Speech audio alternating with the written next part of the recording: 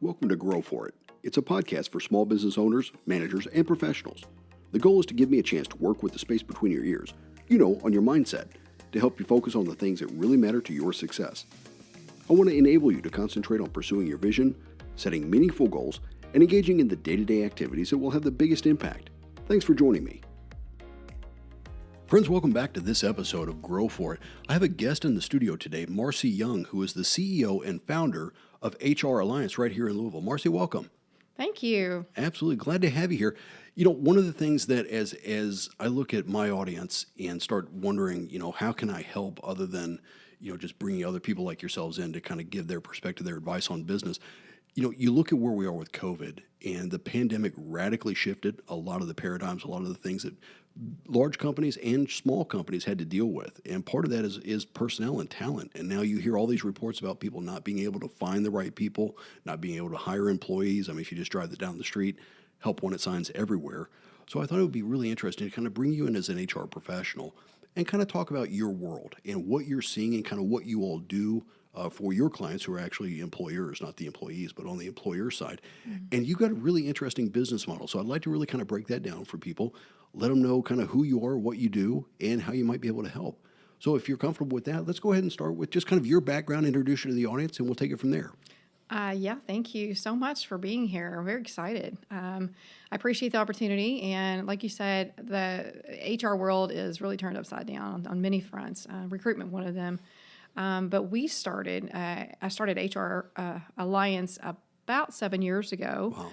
Wow. With the intent to offer outsourced HR services to businesses, small businesses primarily, that don't have an HR department, but certainly warrant and need to comply with federal state law, finding people, all the types of things that you need from HR. And then all the issues that crop up once you have them. Absolutely. And anytime you have people, you're going to have issues, which is one of the things we specialize in. We just love people. So I've got a good friend of mine, a friend Henry Saul, who talks about this a lot. And he goes, I hired an employee and then a person showed up. And it's always a little different. And people are people, right? And so you hope it goes well, and you just want to mesh those cultures together. But sometimes you run into speed bumps. But again, having someone like you on the team makes a lot of sense. I like your business model and the fact that you said it was kind of an outsourced resource for somebody so that they don't actually have to hire and bring you in-house. Because to your point, a lot of companies right now can't do that, especially the smaller companies. Yeah, and it's not always necessary for them to do that. So it's more affordable. What we do for sure is it's all customized and flexible to meet the client. So if, the smaller businesses who don't need a full-time person, they would outsource so many hours to us, and we provide for them a customized plan. So they lots of times don't know what they need or think they need something, and they actually need that and something else. So we usually conduct like a review of their HR functions and help them to understand what it looks like, and then develop an annual plan for them and kind of work that plan, which always works in their budget. So if they have large initiatives that we need to tackle, we'll do that month by month, a little at a time, so that they're not overwhelmed and that they actually are able to afford the services. So it works very well for them. And that makes a lot of sense to me as a small business owner. It's all about cash flow. Most of the time, it's all about cash flow. Yeah, I've got this issue that I've got to deal with, but I can't eat the whole pizza at one time. I've got to take bites. And again, the way you've deconstructed that relationship, with a client is pretty cool. It allows them to, again, use you as much as they need and much as they want. But again, you don't become a full-time employee for that company, which enables you to bring a fresh perspective because you're not inside the whole time. But at the same time, it allows that budgetary flexibility, which, I like. Because you guys do long-term engagements, you do project engagement, you do advising, and a whole bunch of other services on the website that they're laid out pretty well. Nice job on the site, by the way. Oh, thank you. It is kind of old. We need to be updated. But well, no, but it's got good information. It was easy as we were prepping. I mean, that's usually where I would go, to kind of figure out, okay, what are all the different areas that we might be able to talk about? And obviously that, I thought, well, what's the website title? And it's actually yourhralliance.com, which is kind of cool. And I like that emphasis on the client. It's your HR Alliance because you're a people person, right? Yes, absolutely. And that's been the focus. That's the reason one of the main reasons we started this is to help people. And as you'd mentioned before, I hired somebody and people show up. That is very, very true. So most business owners get into business because they enjoy what they do, not because they enjoy the hiring and the terminations or corrective actions or compliance or any of those things that you have to deal with when it comes to people. So, but those are the things that we love. We really have a heart and a compassion for people. We have a heart and compassion for helping businesses and seeing them succeed and be successful within those elements of it. So we always say to my clients, or at least someone I'm talking to, what is your largest asset? And that's got to be your people. And what is your largest expense? That's your payroll. So the things that we focus on are exactly that. Those areas in which are going to make the largest impact to your business. It's going to make the largest impact to your bottom line. And it's also going to be kind of who you are, right? It helps you identify and understand who you are. And that's really one of the big things that we help our clients with. We can dot all the I's and cross all the T's when it comes to regulatory compliance. That's very, very typical in an HR profession. However, what we do, I think very well, because it's just inclined in us, is the heart and the compassion piece, where we bring an understanding people, understanding your business, and bringing both of those together so that it works very, very well. And I think a business leader naturally gets that. It's almost intuitive, but not everybody has that skill. Mm-hmm. And sometimes, people are just not always self-aware. And when the pressure's up and you're really trying to drive for results and you're trying to get, to the end of the week, end of the month, end of the quarter, end of the year, sometimes you turn into a different person and you may not realize it. I've got a good friend of mine that talks about how you show up. Mm-hmm. And he's talking about mindfulness, which is a big topic these days. I think having someone like you who can come in and say, hey, the people side of this operation are critical to your long-term success. Let's try to do that a little differently. And you can add perspective as an advisor, even to the C-suite, even to the small business owner, to go, hey, I didn't really realize that. Yeah, well, that's why we're here. And mm-hmm. So there's a lot more than just, like you said, just the compliance piece of it. There's also that culture piece. Mm-hmm. And as we were prepping for this, I mean, you said one of the most important things for any business is actually the people. And that drives, retention numbers and engagement numbers and employee satisfaction numbers. I've always looked at it. Everybody who works for you is a brand champion, ideally, or they could be, as long as you're making them feel engaged, making them feel excited about what they do. COVID kind of wrecked that for a lot of people. They felt a lot of detachment. Hey, I'm isolated. I'm here working from home. I kind of miss my work family, And so now as this is coming back together, how are you working with your clients? I would think the issues have kind of evolved a little bit now. So, such a good question. And we are seeing changes like no other. The markets look completely different, and anybody who is a business owner or is doing any kind of hiring understands that market. And it looks, again, like it has never looked before. So it's kind of exciting for us. It's challenging. I can't, It's got to be. It's very, very challenging. However, it's exciting because we are now getting to the point where we can do what we love to do. Many times prior to COVID and in the past before, culture has always seemed as soft or fluff or things that no one wants to spend money in doing, right? So now that we're having to be more creative in how we attract and actually retain top talent, people, thankfully, companies are reflecting back on their culture. Who are they? What do they stand for? How will they operate?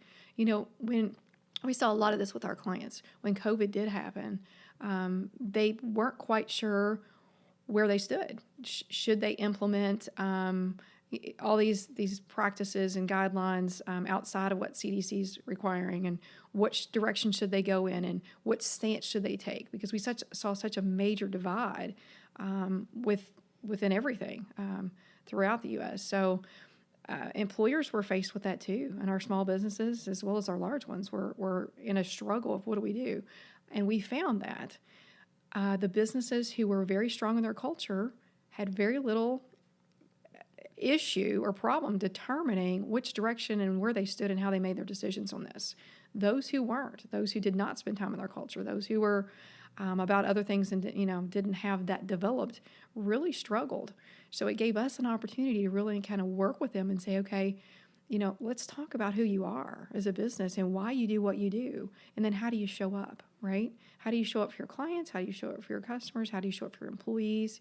And is it reflective of that? Are you just saying it and speaking it? Is it posted on your walls? Right. Well, our Are you mission and actually vision are living it? right over there in that little Correct. plaque. Yeah. Yeah. We see that all the time, that they've made the efforts to actually put it there, but are they living it out?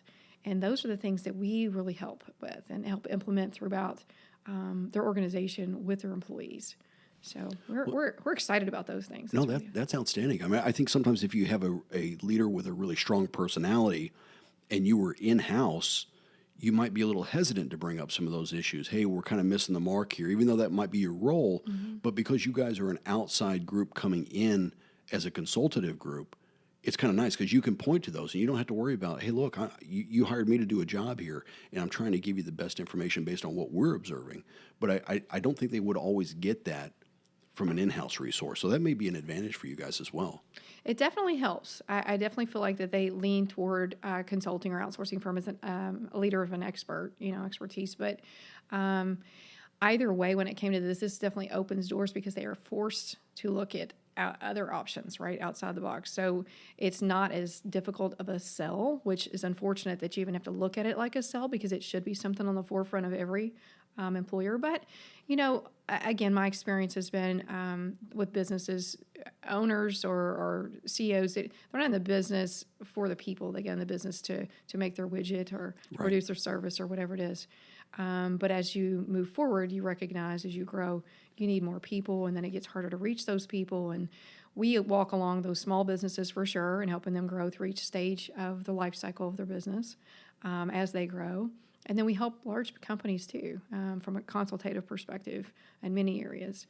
And you've got a team behind you. It's not just Marcy Young going out there. I mean, you've actually got staff. You've got a company, behind you that's been around for 7 years now. I mean, you guys have also been in this role, with other organizations in the past. So it's not like you're brand new to this game. I mean, this is your career.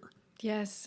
Personally, I've been in HR for 25 plus years. Wow. Wow. Yeah, they'll just date me. So we'll just It's probably evolved. I guess some of the focuses have evolved and changed. And as we're talking about today, now that I'll call it post-COVID, how the environment, again, I think the employee behavior, the mindset has shifted so much that, again, we have to come with a new paradigm. We have to come with a new understanding of what the employees need from us and what we need from the employees, and how do we strike that balance. And sometimes it's a consultant like yourself who's going to help us find that path, because it's not always easy.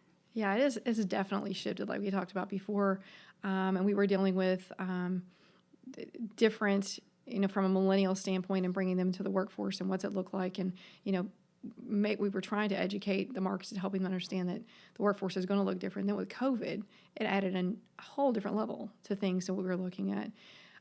Remote working, part of that, and bringing people back, or don't bring people back, and what's the communication? How does it? So everything along the way, from CDC guidelines to the remote working and all that, we were assisting our clients through that. And honestly, we were learning together, right? I mean, COVID's not something that we've ever experienced from a pandemic standpoint. Right.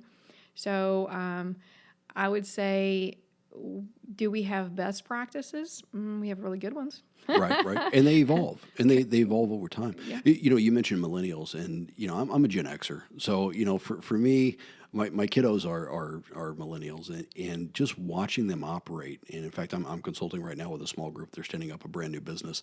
They're kind of in that startup mode right now, and just watching them operate. But the way they think about things, the way they work, the way they just make it happen is exciting, because, it's not all that different, but it's much more fluid. And just kind of watching them gel, and their how they adopt technology and the different social media and things like that, it's kind of fascinating sometimes, because they don't necessarily think like I was trained to think.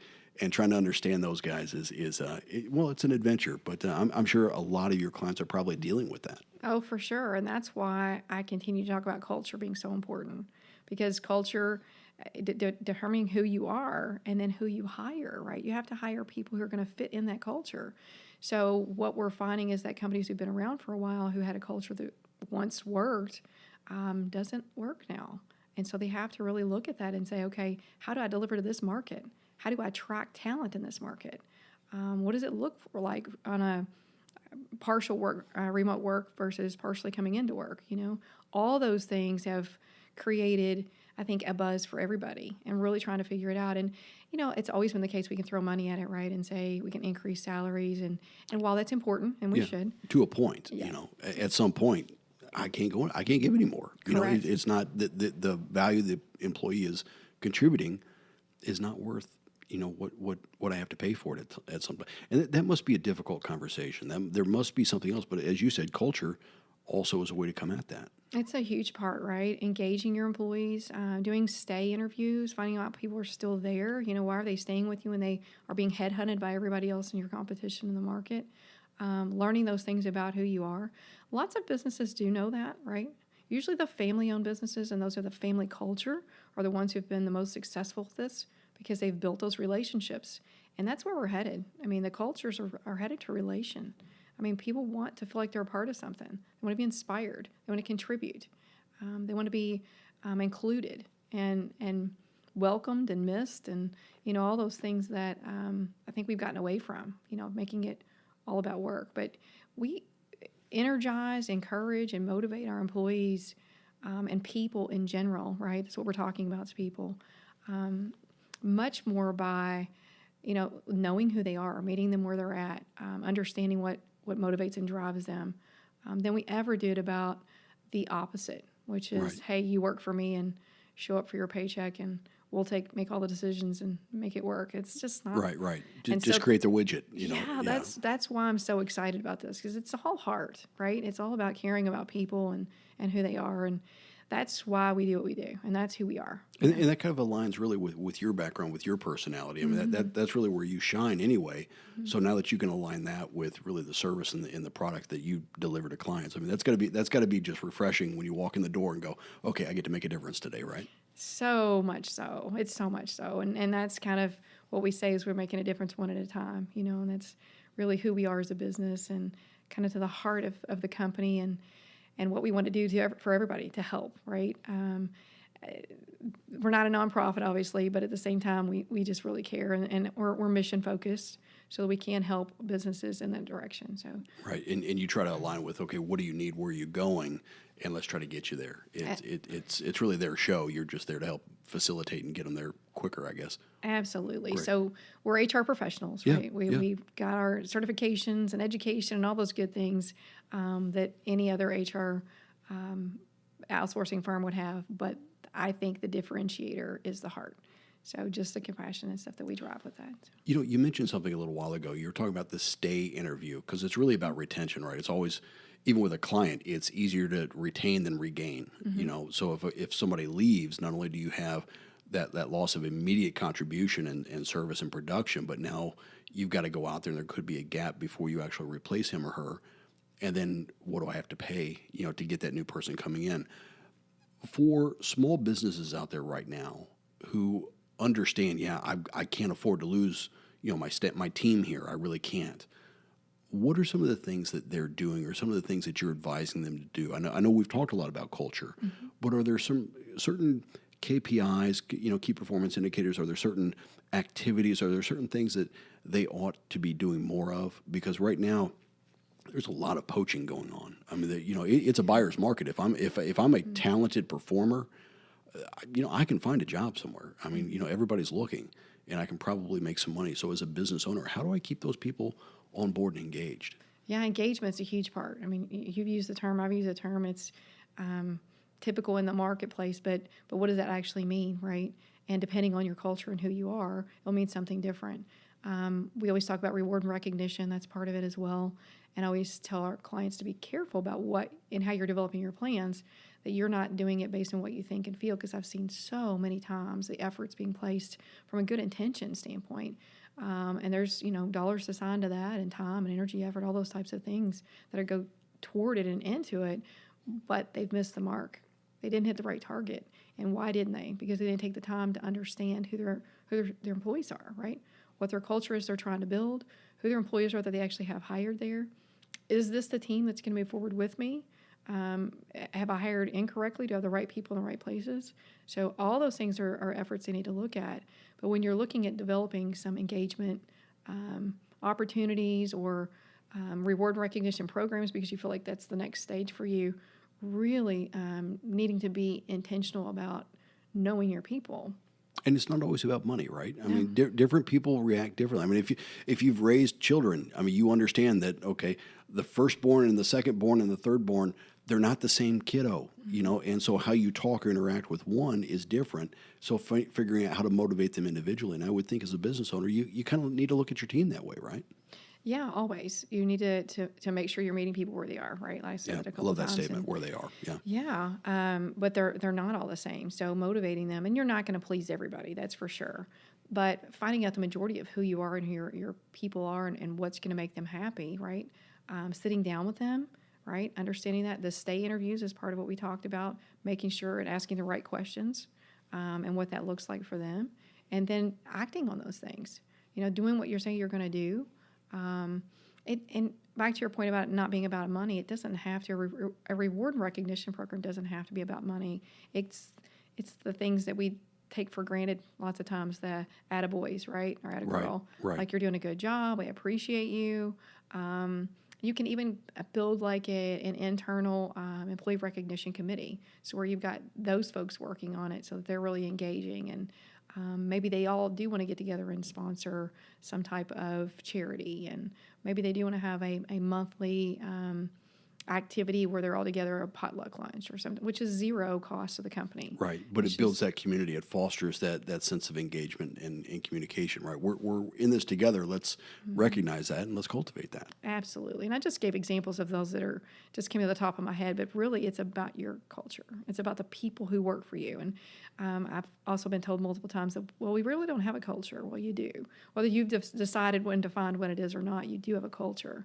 So finding out what that is, and then you as the owner should be driving that, hiring like-minded people, and what they want, and what you're wanting to match up with your company and culture, so that everybody works well together, and then you get the most productivity and most success out of everybody. People are happy.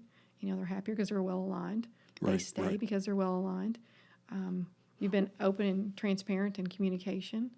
They understand all those things. So. Two key things that I heard from you just as you explained that. One was the issue of maybe sitting down and just having some face time. If you're the leader, make sure you're talking all the way through the org chart, not just to the direct reports, but give some face time to the people 2 and 3 and 4 levels down, so that they feel that you're engaged with them and that you get them and they've had a chance to voice, concerns or ideas, right? But that relates directly, I think, to, you called it the say-do ratio. That's exactly what I called it when I was managing teams. Was, hey, look, I can put all these things up on the board and say, yeah, I'm going to do this. I'm going to get this done for you. I'm going to help you with that. And then you shut the door and forget about it. The employees remember that, so that say-do ratio is critical. And as a leader, and this is one of the skills that you kind of bring in to hold people accountable, to say, look, if you're going to commit to that, that's what this is going to mean. And so before you make that commitment, understand what that could cost in terms of effort, time, focus. So be careful of the things you commit to, but at the same time, make sure that they are followed up on, because they don't need somebody just giving another promise. Again, that when you fail to follow up on those things or execute on those promises, again, that sows the seed of discontent. And we're talking about retention. We're talking about trying to keep them in-house. That's another reason for them to go find it somewhere else, right? It very much is. I actually delivered a synopsis report for an employee satisfaction survey today to a client. And with that situation, we conducted the survey and explained to the client at the very beginning that one of the worst things that you can do is conduct this and do nothing with it. It leads to a couple things, a lot of what you just said, but they're not going to want to give any more real information or even bother with answering anything, because if we don't do anything with the information, even if it's a share with them that we can't do anything about it, or unfortunately this is just kind of, it is what it is. Right, but here's the why. Correct. Always the why, and helping them understand. It's just opening communication levels, right? So that if there are discontents or if there are reasons why you're losing people, that we understand what those are, and then we make the appropriate changes to make that happen. Without that information, it's easy for us to just assume what we think, just like the recognition program I was talking about. We can assume we think what they want and what's going to motivate them, or assume what obstacles are. But until we actually collect the data and know, will we ever hit that target effectively? And that's a process or a skill that your team actually can bring on and can actually help that leader to basically implement, right? You guys can do the assessments, you can do the survey work, you can do the small group work, and then roll that up so that the leader or the C-suite can actually look at that and go, oh, okay, we didn't realize that. Okay, and then you can build a plan on what you should do with that information, right? That is exactly what we do, and it's what I delivered today. So it's so funny, but yes, we definitely do that, and it helps us get to know too, especially if they're our client. We like to know our people, and that's all levels, and then understanding what that means to their culture and what does it mean in reverse back to the leadership team, and where there may be some obstacles and things like that we can break down and help them build together. So we put recommendations at the end based on what feedback we've gotten, and of course with our level of expertise in that area of what we think some of the solutions could be for them. It's always up to the client whether they want to adopt that or not, but it's ideas so they can, and recommendations so that they can move forward in a different way than they were before, helping them to be able to get more aligned with their employees and more aligned with some of the issues or problems that they were having. No, that makes a lot of sense. But to be clear, that's not all you do as HR Alliance. I mean, you guys are really a full service HR partner. I mean, there's a lot more to this. Again, we started out talking about the compliance issues and things like that, and now we're talking a little bit about the culture and the retention. But again, you guys can partner up in a lot of different ways. Do you want to just kind of top line that a little bit there? Because you have an interesting business model, and I'd really like people to remember that as we're kind of wrapping up the episode today. Kind of get a good feel of who you all are, and hopefully they've sensed some of that through the conversation here. But again, kind of talk about some of the different ways that you can engage and partner up with a potential client. Yeah, so there are many, many ways and many areas in which we can get engaged with them. We offer a holistic approach. So lots of times we're called in because there is some type of employee relation issue, or they're having retention issues, or they need training in an area. And we do a lot of listening to what the symptoms are, and then we diagnose, helping them understand what those things really are behind what they see it to be. And then we just kind of build out a plan for them. So it's very holistic, and understanding their company, their culture, their goals, short-term, long-term, where do they want to go, and then everything full cycle. So as if you had an HR department working for you is what we would do for you. So if you think about the life cycle of the time a vacancy becomes open, tracking your applicants, doing your hiring, doing your interviewing, offer letters, and then we go into terminations and also performance management, and how do we update that? How do we keep track of that? Accountability purposes, regulatory compliance, training and development, helping your managers understand. And the larger you grow, the harder it is to touch everybody. So we really help engage and also grow the talent internally from a management perspective, from an HR 101 standpoint, helping them know what those types of things are. So, and I think as companies begin to grow, it's not just, okay, if I'm let's say a Kentucky-based firm or a Louisville-based firm even, I may need to hire people who are not in the local area. I may need to hire somebody in Ohio or hire somebody out in Indiana, and those rules could be different. I mean, things are different by jurisdiction. But yet you guys can help a company to navigate that. Okay, this is Kentucky's approach, but this is, however, some things we need to be aware of in Indiana or Ohio or wherever that might be. You guys have the ability really to play almost nationally, right? We do, yes, and we have some clients that do have multi-state, multi-sites, right? So from developing policies and procedures or handbooks, so depending on which state that they're in, if there's a variance in that, we'll help them understand that, from hiring practices to comp analysis, those types of things, markets, letting them know that the differences between those and making sure their handbooks are current. And then whatever practices are necessary that they have that as well. So it is state specific. Obviously, there's federal laws that kind of cover everybody, but then the state specific ones too. No, and you're kind of a one-stop shop for all of that. Mm-hmm. And the nice thing is, again, you're an outsourced resource, so I can bring you in and we can figure out what the best way to work together is, and then I can unleash you and let you get after it. which is kind of cool. I really like that deconstructed model, which I think a lot of companies are starting to look for. One, I think is more cost effective, but at the same time, it gives you the flexibility to say, okay, we're not just one trick pony. We've got all these different services and capabilities and skill sets. What do you need? Right. And kind of talk through that. That's a great approach to the market. And it's always so hard to explain that because it's so much, right? There's so much to talk about and discuss and for them to know. And like I said, lots of times it's one thing that they know. But once we get in there, we uncover many others. Well, I think what the pain point that they may be experiencing right now is really just a symptom of something else. And until you really get to what that root cause is, now you can cure the issue versus treating the symptom. And I think that makes sense to a lot of people when we're trying to break it down and go, well, what do you mean? Well, there it is right there. Marcy, let me ask you this. If somebody has listened to this and wants to get in touch with you, what's the best way for them to contact HR Alliance and get a hold of Marcy Young and just say, hey, I may need to have a conversation? So website is yourhralliance.com. And the best phone number is a 502-689-6009. Perfect. And that is my cell phone. I give that out because I just want to make sure I do people the get in same thing. touch. I do the same thing. Friends, if you're listening to this, I will put that information also in the show notes. So if you're on your different platform like Spotify or you're maybe on my website or wherever you're picking this up, there should be a detailed series of paragraphs, and you'll find a link directly to Marcy's website, yourhralliance.com.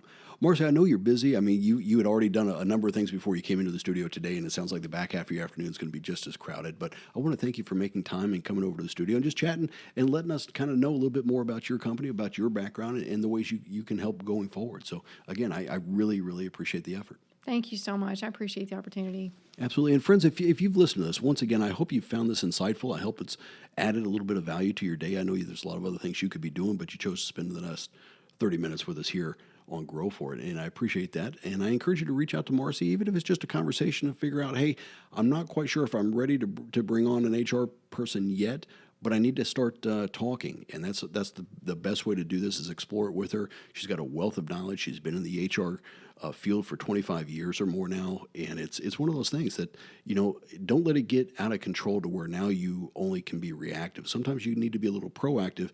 And the way to start that is by reaching out to yourhralliance.com. I want to thank you once again for spending some time with us. If there's one thing I could ask, that would be that you might subscribe to this podcast. And if you're new to podcasting, subscribing to a podcast doesn't mean you're signing up to spend money. It simply means you'll get a notification the next time a new episode is published, and that way you don't miss out. So once again, consider subscribing, whether it's on Spotify or Apple Podcast or Google Podcast or wherever you consume your podcast material.